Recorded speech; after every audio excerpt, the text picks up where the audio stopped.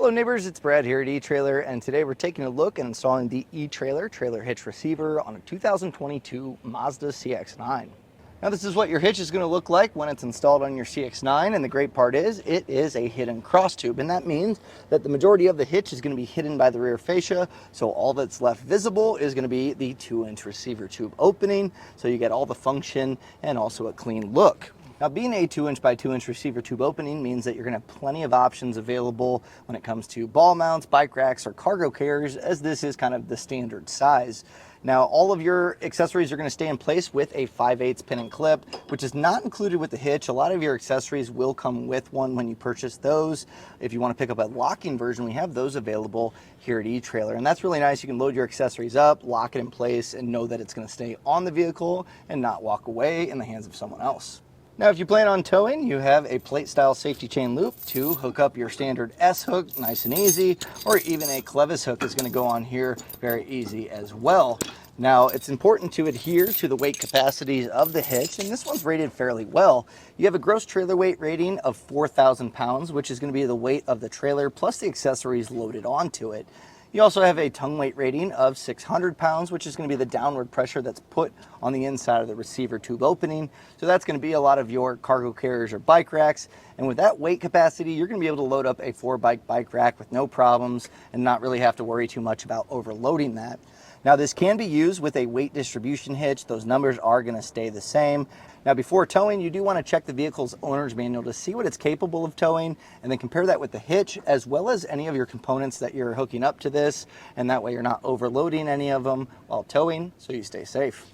Now, a few quick measurements from the center of the hitch pin hole to the furthest point of the rear fascia. We're looking right at about 4 3/4 inches, and that's going to be important for some of your folding accessories. When they're in the stowed position, you want to make sure they don't make contact with your rear fascia. So some of those bike racks and cargo carriers stowed up, that should be fairly clear. Now, keep in mind, you're not going to be really able to open up your hatch on a lot of those, so that's just something to keep in mind.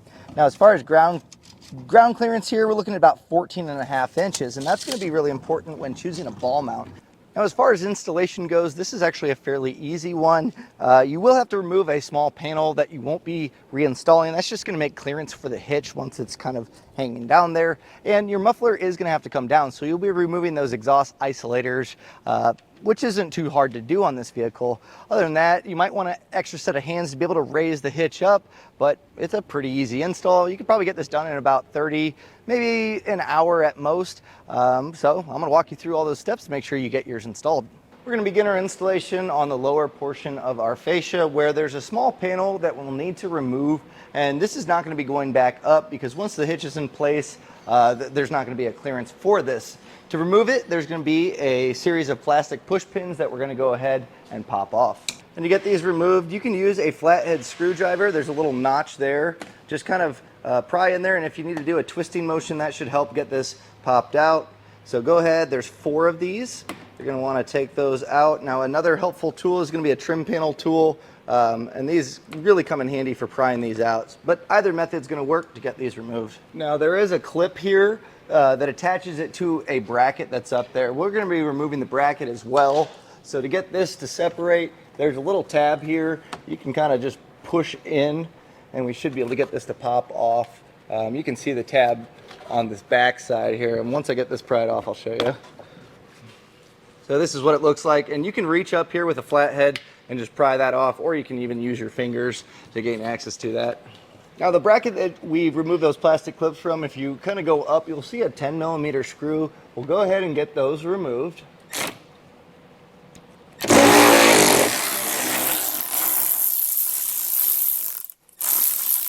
And as I move this, you'll see that there is a plastic push pin. It's going to be the center one out of the 3. So you can go ahead and get that removed, and that's going to allow our bracket to come off.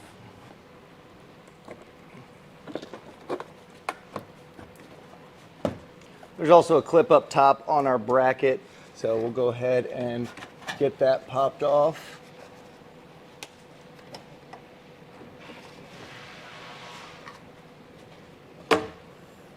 It's going to be very similar to what we had on these ones here. So once you pull those off, you can set these aside.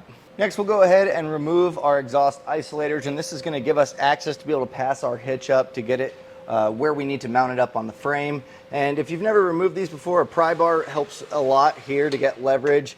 And also if they're a little sticky or not really wanting to move, what you can do is spray a little bit of either silicone or even a soapy water solution, just to kind of help move this along. And that's going to make it a lot easier, especially if they've been on there for a while. Sometimes these get caked up and it can be a little bit tricky to pry them off.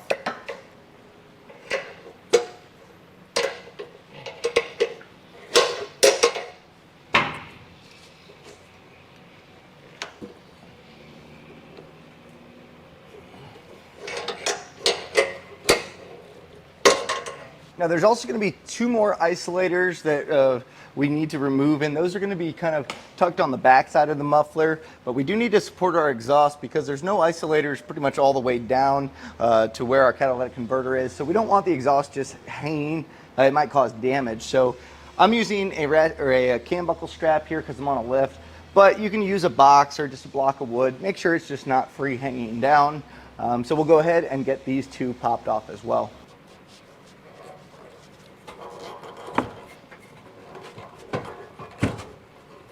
So now we're going to grab our fish wire, our carriage bolt, and our spacer block, and we're going to start on this smaller hole that's towards the front of the vehicle. Take your fish wire with the coiled end and feed that coiled end towards this access hole near the rear of the vehicle. And once you kind of get a finger on that coiled end, pull that through the larger access hole. If you need to put some bends on here to kind of get it to be a little bit easier, feel free to do that. And I also put a bend on the tail end. This kind of helps prevent it from pulling through. And also when we put our hitch up in place, this will kind of snap it in and make it a little bit easier. So at this point, we'll take our spacer block and just feed that over the coil. You can push this in the frame rail. And then our carriage bolt, you're just going to want to thread on that coiled end. And then we'll grab our tail end here, feed our carriage bolt into the frame rail, and then just pull this back. And once you jostle it around a little, that should drop into the carriage bolt. Now we're going to leave our fish wire attached. This is going to help us when we put our hitch in place, because if we bump this up and it goes in the frame rail, we're going to have a little bit of issues. So keeping this attached until we have the hitch in place is going to be key.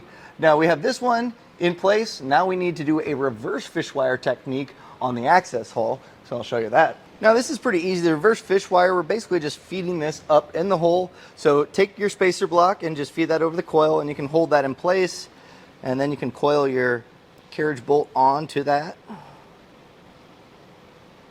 And then we'll just feed both of them up. And then once we have both of those in the frame rail, we'll just pull this down. And now we have that in place. So go ahead and repeat the same exact process on the other side of the vehicle. Now with an extra set of hands, I got Joe here helping me to raise this up. And we're going to take our fish wires and feed them through the corresponding holes. You're going to have to lift this up over the muffler. And have your serrated flange nuts ready, because when we raise this up, we're going to take one of the fish wires off and get one started just hand tight on each side, just a few threads to hold up our hitch. It's going to make installation of the other hardware that much easier. Raise this up and get those carriage bolts to pass through. And then with those hanging out there, you want to make sure that you don't push this back up in the frame rail, so you can use the hitch to kind of put a little tension against it, and that way you can start those threads. If not, you can use your finger to kind of just hold that in. Main thing is, don't get that pushed back up. And once you have one started on each side, the hitch is going to support itself, and that's going to make it a lot easier to go ahead and get the other flange nuts in place. Now with all of our hardware started, I'm going to go ahead and snug it up with a 3/4 inch socket. And we don't need to get crazy here. We'll be coming back with our torque wrench to make sure that it's properly torqued. But go ahead and get these all snugged up.